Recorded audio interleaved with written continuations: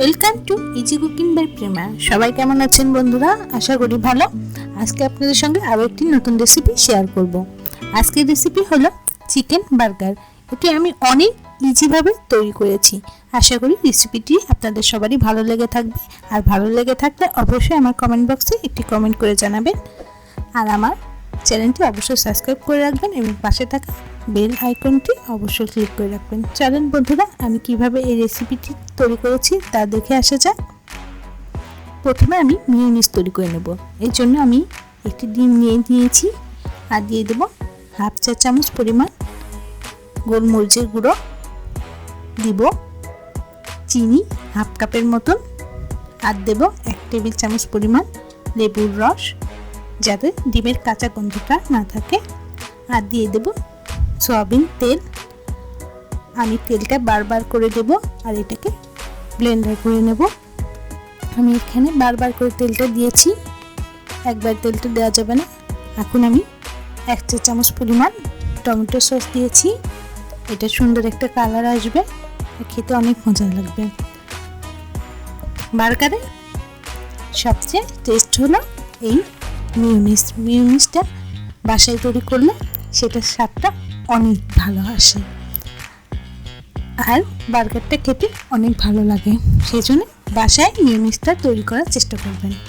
এখন আমি বার্গারের যে পেটিটা সেটা আমি তৈরি করে নেব। এখানে আমি মুরগির বুকের অংশটুকু মাংস নিয়েছি আর তার ভিতর আমি দিয়ে দিলাম 1 টেবিল চামচ পরিমাণ আদা ও জিরা বাটা এবং 1 টেবিল চামচ পরিমাণ আদা ও রসুন বাটা, হাফ চা চামচ পরিমাণ লঙ্কার গুঁড়ো, লবণ, এখন ধনে গুঁড়ো দিয়েছি হাফ চা চামচ পরিমাণ, আর 2 টেবিল চামচ পরিমাণ আমি এখানে ময়দা দিয়েছি। এখন এগুলোকে ভালোভাবে মিশিয়ে নেব, হাতের সাহায্যে মিশিয়ে নেব। আমি এখানে কিমা ইউজ করিনি, আমি এখানে মাংসটা ইউজ করেছি, মুরগির বুকের মাংসটুকু। আমার কাছে এটাই ভালো লাগে খেতে কিমার থেকে। এখন এটাকে আমি একটু হাতের সাহায্যে একটু বড় করে গোল পেটি করে নেব সুন্দর করে, আর এটাকে আমি এখন তেলে ভেজে নেব। এখন কড়াইয়ে তেল দিয়ে দেব। এখানে আমি 2 টেবিল চামচ পরিমাণ তেল দিয়ে দিয়েছি। এখন পেটিগুলো ভেজে নেব। পেটিগুলো দিয়ে দিচ্ছি আমি। এখন এটাকে আমি ভেজে নেব আর চুলার আঁচটা অবশ্যই লো করে দিতে হবে, আস্তে আস্তে ভাজতে হবে। আর ঢাকনা দিয়ে দিবেন উপর দিয়ে, তাহলে ভিতরে মাংসটা অনেক তাড়াতাড়ি সিদ্ধ হয়ে যাবে। ধীরে ধীরে ভাজতে হবে আর চুলার আঁচটা অবশ্যই লো করে দিতে হবে। এক পিঠ হয়ে আসলে, লালচে হয়ে আসলে এক পিঠ উল্টাই দিতে হবে। আর বন্ধুরা, আমার চ্যানেলে আরও নতুন নতুন সব রেসিপি রয়েছে, সেগুলো ডেসক্রিপশন বক্সে দেওয়া আছে, লিঙ্কগুলো আপনারা দেখে নিতে পারেন। আর আমার চ্যানেলে রেসিপিগুলো যদি ভালো লেগে থাকে অবশ্যই চ্যানেলটি সাবস্ক্রাইব করবেন, লাইক করবেন, কমেন্ট করবেন আর একটু বেশি বেশি করে শেয়ার করবেন। আর আপনারা অবশ্যই আমাকে কমেন্ট করে জানাবেন কেমন হয়েছে আমার রান্নাগুলো। আর আপনাদের কমেন্টই আমার নতুন নতুন কিছু করার একটা অনুপ্রেরণা। আমি এগুলোকে ভালোভাবে চেপে চেপে ভেজে নিচ্ছি।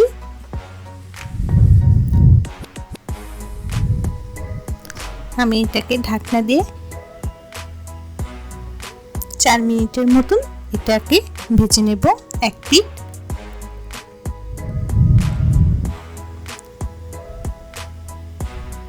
এক পিঠ লাল হয়ে আসলে আরেক পিঠ উল্টিয়ে দেব।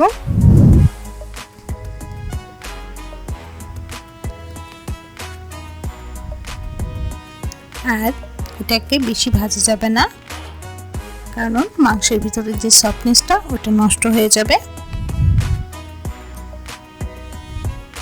এটাকে সাবধানে ভাজতে হবে এবং চুলার আঁচটা অবশ্যই লো করে দিতে হবে। আমার এক পিঠ হয়ে এসেছে, আমি আরেক পিঠ উল্টিয়ে দেব। এভাবে উল্টিয়ে পাল্টিয়ে আমি ভেজে নিয়েছি পেটিগুলো।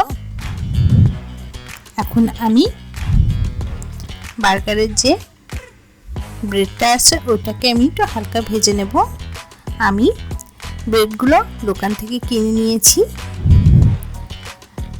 পরবর্তীতে এই বার্গারের পাউরুটিটা কীভাবে তৈরি করা যায় সেটি আমি আমার চ্যানেলে আপলোড করব।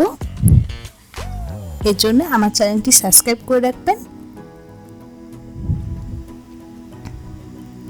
আমি নেক্সটে এই পাউরুটিটা কিভাবে তৈরি করা যায় সেটা আমি দেখাবো আপনাদের। আমার পেটিগুলো ভাজা হয়ে গিয়েছে। এখন এই তেলেই আমি যে পাউরুটিটা দোকান থেকে কিনে নিয়েছি এটাকে এপিস ওপিস আমি ভালোভাবে ভেজে নেব, হালকা ভেজে নেব। 30 সেকেন্ডের মতন আমি ভেজে নিয়েছি এক পিঠ। আরেক পিঠ উল্টিয়ে দেব, একটু ভেজে নেব। আরেকটা পাউরুটিতে আমি চিজ লাগিয়ে সেটাকে একটু ভেজে নেব।